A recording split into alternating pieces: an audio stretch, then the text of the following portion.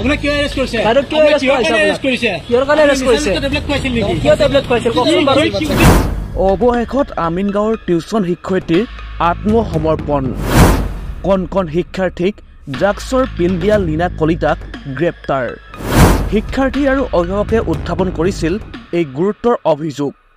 অৱশেষত আমিনগাঁও আৰক্ষী চকীত আত্মসমৰ্পণ কৰিলে টিউচন শিক্ষয়িত্ৰী লীনা কলিতাই। দুদিন পূৰ্বে লীনা কলিতাৰ বিৰুদ্ধে উত্থাপন হৈছিল এই গুৰুতৰ অভিযোগ। আপোনাক কিয় এৰেষ্ট কৰিছে? আৰু কিয় এৰেষ্ট কৰিছে? কিহৰ কাৰণে এৰেষ্ট কৰিছে? টেবলেট খুৱাইছিল নেকি? কিয় টেবলেট খুৱাইছিল কওকচোন বাৰু। উদ্দেশ্য কি আছিল আপোনাৰ? উদ্দেশ্য কি আছিল আপোনাৰ? কোন কোন জড়িত আছে আপোনাৰ লগত? আপুনি শিক্ষয়িত্ৰীৰ ওপৰত কিবা বেয়া কথা চলাইছিল নেকি? আছে নেকি বাৰু?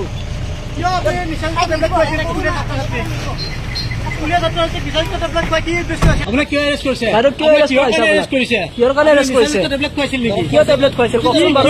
উদ্দেশ্য কি আছিল আপোনাৰ? উদ্দেশ্য কি আছিল আপোনাৰ? কোন কোন জড়িত আছে আপোনাৰ লগত? আপুনি শিক্ষয়িত্ৰীৰ ওপৰত কিবা বেয়া কথা চলাইছিল নেকি? আছে নেকি বাৰু?